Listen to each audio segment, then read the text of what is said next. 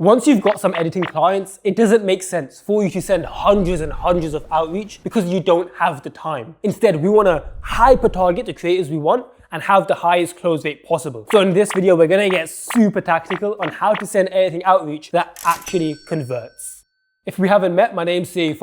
I've edited for some of the largest YouTubers in the world, hit over 10K a month myself, and literally all we talk about on this channel is hitting 10K months as an editor without hating your life in the process. So if you're gonna enjoy that, this is for you. In order for us to be as effective with our time as possible when we're outreaching, we need to understand the levels of awareness in the editing market. So Eugene Schwartz, a god-tier marketer, he came up with this concept of levels of awareness. So essentially, any person can exist in one of 5 awareness stages. Right at the beginning, you've got people who are unaware. These are people who don't even know that they have a problem. Next, you have people who are problem aware. These are people who understand that they have a problem. So in the context of creators, it's someone who knows that their channel isn't performing, or knows that their videos aren't looking that good, or they know that they're not making the money they want from the business which is driven by the YouTube channel, but they don't know yet that they want to hire an editor. They just know they have a problem. Level 3 is someone who is solution aware. There's someone who has actively found out that, hey,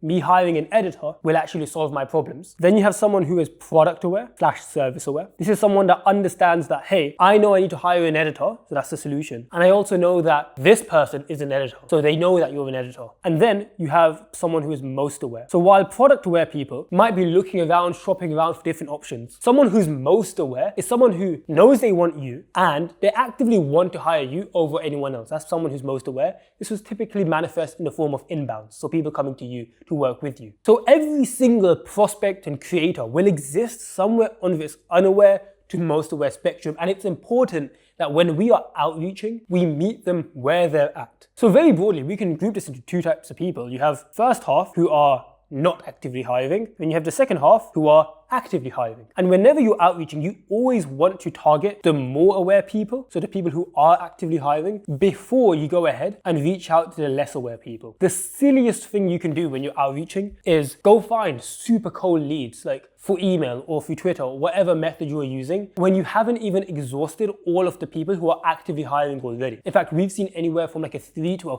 4x close rate on people who are actively hiring than on. Now you still can close them at a decent rate. For example, with all of them blended together, we found it's around like a 2 to 3% close rate over everyone. And the difference is only like 3-4x. So you still can scale with people who aren't actively hiring. But why would you do that if you haven't first exhausted the people who are hiring? And the way that you message these people, so someone who's hiring, so more aware, versus less aware, someone who's not actively hiring, the messaging is going to be slightly different. For someone who's actively hiring, so more aware, we want to do it more of like a, hey, you asked for help, I can help. This is the frame that we're approaching the conversation with. Now, for someone who's not actively hiring, you don't want to approach them from the point of view of, hey, I can help you, blah, blah, blah, blah, blah, because they haven't actively asked. Instead, it's more, hey, I think I can help, want to discuss it. Now, this isn't the literal message you're going to be sending, but it's the frame, like the perspective, the approach that you're taking for these 2 types of people. And it's extremely important that you group your outreach messages into those 2 types, because if you mix them up, for example, like if you approach a guy who's actively hiring, hey, I'll maximize your attention and I'll do this benefit for you. You don't need to convince that person that they need to hire an editor by giving all of these benefits and attacking their pain points, because they've already gotten to the stage of wanting to hire an editor. And in the same way, for someone who's not actively hiring an editor, you don't want to position yourself as, hey, let me edit your videos, because they don't actively think they need to hire an editor yet. So by considering levels of awareness, not only do we make sure our outreach has the highest likelihood chance of getting a reply, but more importantly, we can actually reach out to the people who are more aware first, meaning we can spend as little time to close the clients that we need. So that's especially important once you've already got work and you can't really balance sending a shit ton of outreach and also manage your editing work. The way we're going to balance outreach and our current client work is by prioritizing the people that are actively hiring first. And when we have the time, we'll go into the less aware groups. Now, let's talk about the actual message. The core principle here is you want to be concise and you want to just straight up show intent. So the worst thing you could do is say something like, hey, I've seen editors that do that. Make sure you just tell them why you're there. The second thing is be concise. If your outreach message looks like just a complete block of text, truthfully anything longer than like 3-4 lines, people don't read this. In psychology, there's something called cognitive ease. And this is just the human tendency to pay more attention or have a more likeliness towards things that are easier to process. This is why you'll see when you look at adverts out into the real world, whenever you see like a billboard with like 100 little posters and 100 little ads, you never actually read them. But when you see an advert where it's super simple, like Coca-Cola's, you'll get like a Coca-Cola like here, Coca-Cola for James. Like they had like a campaign that was similar to this. There's actually two major elements. You got the text and the bottle, and that's why it's one of the best ads in marketing history. When things are easier to consume and understand for the person's brain to comprehend, they are more memorable and it's easier for us to know what to do next. So when you're sending your outreach messages, the thing you want to ask yourself is, how can I get the same information that I'm trying to get across in less words, but also just less paragraphs? I want to, instead of sending like a huge block, I want to say,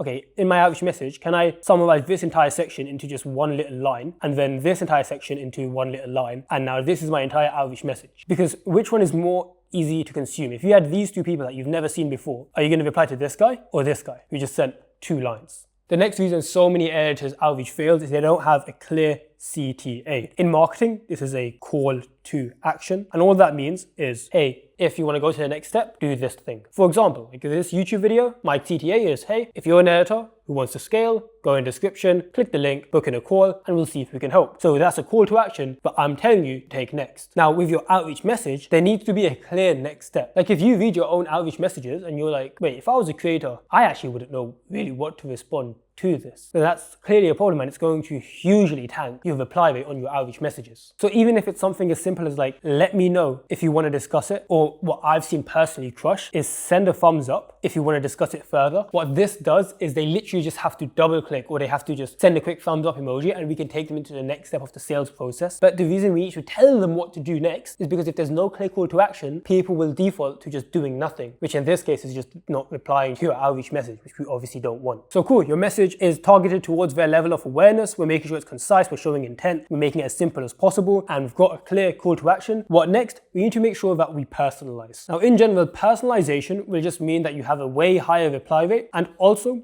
people will actually feel more convicted, like they'll actually believe what you're saying. If I could look at your outreach message, copy and paste it to any other creator and it would still make sense, it's not personalized enough. You'd be surprised, a lot of people actually do manually send their outreach messages, but it's sent in a way where they aren't actually personalizing it at all to the creator, which ruins the whole point of sending it manually. If you're going to send it manually, personalized, if you're going to send it in a more automated way, that's fine. Like it makes more sense while you're doing it copy and paste. But by sending it manually and also not personalizing it, you're just getting the worst of both worlds. Now, some people might be watching this and thinking, wait, you told me to be concise. How can I also personalize it? Personalization does not mean that you're going to make the message longer for no reason. Personalization means every single line is catered towards that person. For example, when I was closing, there was a client that was pretty big, it was a beta squad. I never ended up working with them because I was busy with other clients, but they wanted to work with me. And the initial outreach email that I sent them, it was around like 5 lines, I believe. Each line was like 1 line long. You'll find with emails, you can get away with slightly longer messages than with social media outreach. But every single line could have been sent in a generic way. For example, one of the lines was, hey, I know you post an X content. That's why I found this video that I think you'd find useful. Here's the rest of my portfolio if you want to take a look. I could have easily just sent my portfolio, but by giving him a specific video that's in his niche, it's going to make it a lot more likely that they want to continue reading. I also mentioned the literal location of their office. So I saw that they had an office nearby, not super nearby, but like 30-40 minutes away. So what I did is, instead of just saying, I want to be able to edit remote if you have a video ready, blah, blah, blah, blah, instead it's, by the way, I know you have an office in London. I live this many minutes away, in case you ever were considering to do this remote / in-person hybrid. And in the last line, I did something that you might find super useful if you're a lot more well connected within the editing space. I had a friend who actually worked with his client before as well, and I actually sent it like a PS at the end. By the way, I know you've worked with my friend X. He said really good things about you, so I'm excited to potentially work together. This email wasn't long or wordy at all, but every single line was very specifically targeted towards them. Now, this doesn't take long because you can create a framework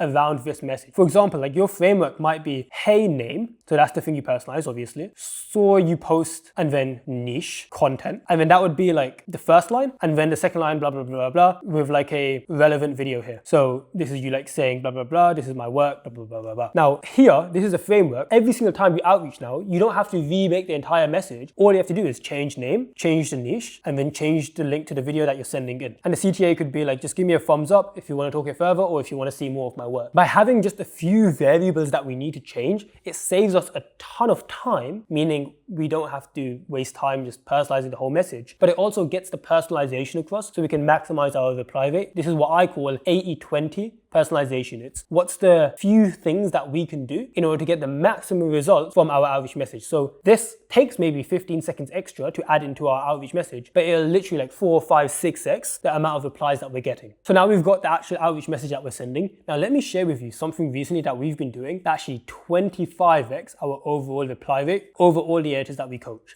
So we have a program, it's called The Editing Layer, and it's literally just to help video editors get more clients, higher prices, fix their workflow, etc., and do anything we need in order to help them scale. And we get fucking incredible results. Now, because we've been running for a few years, we've had to iterate our outreach systems and our client systems every like sort of 3, 6-ish, 12-ish months because things change. For example, 3 years ago, Twitter outreach used to fucking crush. Then everyone caught on, so we had to change it. But like YouTube jobs started doing well. Last year or so, it's been kind of shit. So every like 3, 6 to 12 months, we have to change our outreach methods. And what we found recently is by implementing follow-ups into our process, we've 25x'd our reply rate. We used to have to send a fuck ton of volume and we've managed to pull that down by like 10, 20x because we've made up for that by following up instead. Now what follow-ups look like, it's super simple. If no reply, send another message. And the exact timings for this, it's up to you, but what we found crushes is 24 hours after the first message for follow-up 1, and then follow-up 2 onwards, we send every 48 hours. Now this sounds like it would be a pain in the ass to manage and how do you track everything? Totally normal, it actually is a pain in the ass.